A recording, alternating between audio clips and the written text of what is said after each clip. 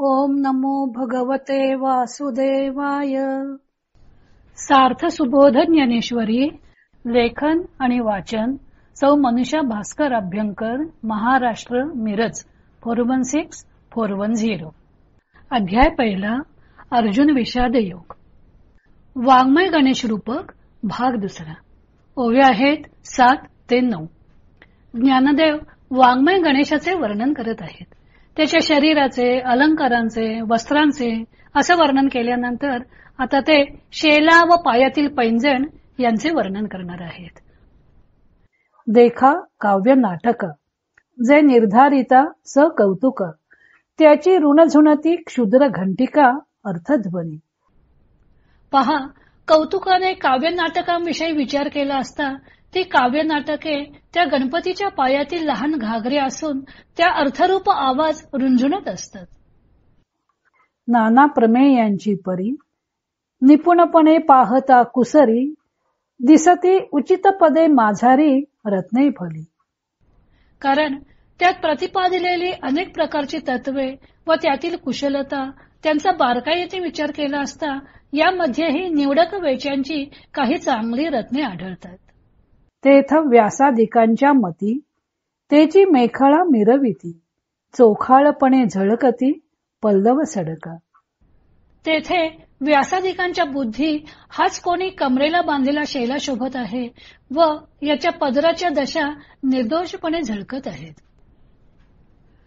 सर्व श्रुती ग्रंथ हे गणपतीचे निर्दोष अव्यंग शरीर, स्मृती ग्रंथ हे त्याचे अवयव आणि त्यातील अर्थसौंदर्याने युक्त असे अंगभूत सिद्धांत हे त्या गणेशाचे लावण्य.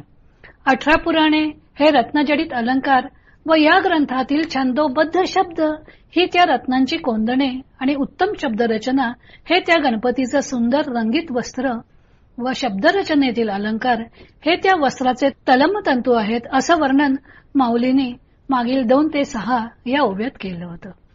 आता रत्नालंकारांचे वर्णन झाल्यावर ज्ञानदेवाने गणपतीच्या पायातल्या तोडरांचे वर्णन केलेलं आहे. माऊली म्हणतात की काव्य नाटके म्हणजे गणेशाच्या पायातील घागरे आहेत आणि या घागऱ्यातून येणारा रुणझुण नाद म्हणजे त्या काव्य व नाटकातील अर्थध्वनी आहे. काव्य व नाटकामध्ये नाना रस असतात व त्या रसांच्या द्वारे काव्य नाना अर्थ प्रकट करत असते व ते काव्य मनात उतरत असते. ह्या घागऱ्या जशा एकमेकांवर आपटून किणकिण नाद निर्माण होत असतो तो श्रवणीय असतो, तशाच या विविध काव्य नाटक रूपी घागऱ्या एकमेकांवर आपटतात. थोडासा विरोधी स्वरही निर्माण झाल्यासारखा वाटतो, पण हे निर्माण होणारे नाद विसंवादी नसतात, त्यामुळे त्यांचा रुणझुण होणारा आवाजही मधुरच जाणवतो. किंवा संगीतातील रागांमध्ये त्याची मधुरता वाढवण्यासाठी एखादा विवादी म्हणजे त्या रागामध्ये न येणाऱ्या स्वरांपैकी एखादा स्वर माधुरी निर्माण करण्याकरता घेतला जातो. तसेच या काव्य नाटकामधला एखादा विवादी स्वर मधुरता वाढवतोच. काव्यात शब्दार्थापेक्षा ध्वन्यर्थ महत्वाचा असतो आणि तोच मनावर संस्कार करत असतो. रामायण वाचल्यावर रामादिवत वर्तितव्यम न रावणादिवत, म्हणजे रामाप्रमाणे वागावं, रावणाप्रमाणे वागू नये, हा सहज सुंदर संस्कार या काव्यातून होतो. काव्यातील ध्वन्यर्थ व घागऱ्यांचा होणारा रुणझुण नाद यांचा माऊलीने किती यथार्थ मेळ घातलेला आहे. पैंजणातील घागऱ्यांचा उल्लेख आधी केला, पण पैंजण कशाचे बनवले आहेत तर नाना प्रमेयांचे. प्रमेय शब्दामध्ये प्र अधिक मा हा धातू असून नक्की जाणणे, सिद्ध करणे असे त्या धातूचे अर्थ आहेत.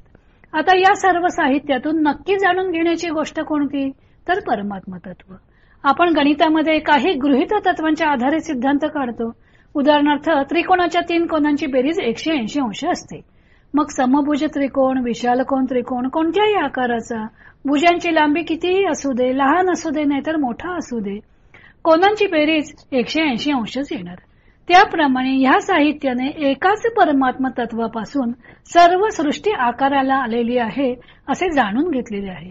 अनेक प्रमेये मांडली आणि ती एकाच सिद्धांताकडे वाटचाल करतात.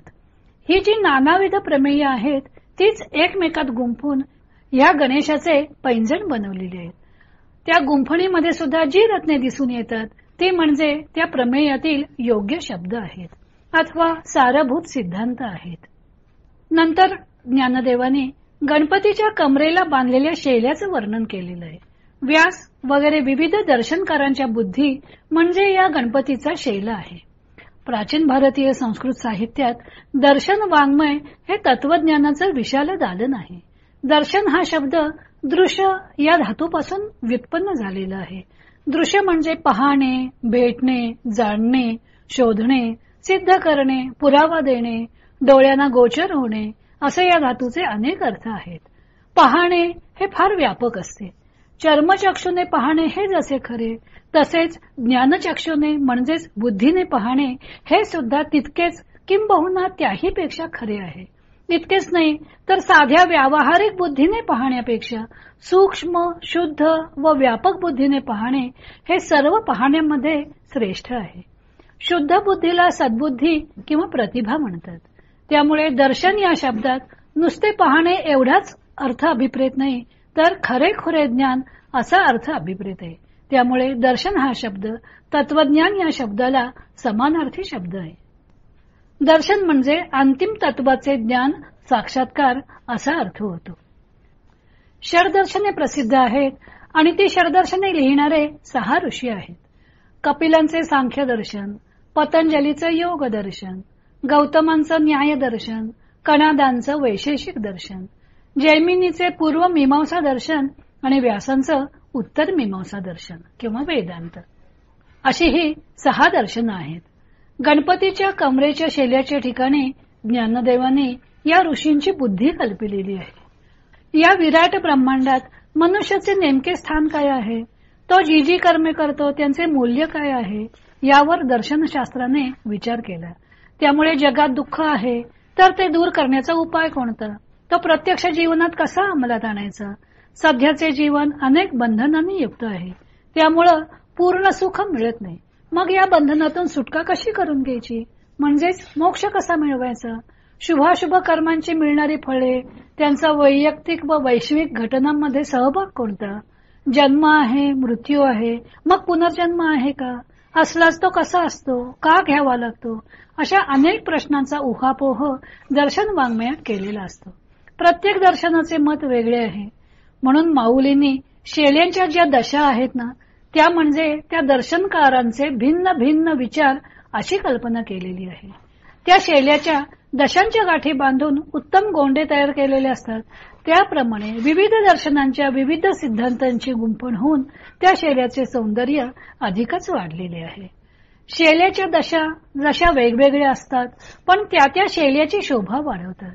त्याप्रमाणे निरनिराळ्या दर्शनकारांचे विचार हे वेगवेगळे आहेत, तरीही ते सर्व अद्वैत वेदांताला पोषकच आहेत असे ज्ञानदेवाने यातून सुचवलेलं आहे.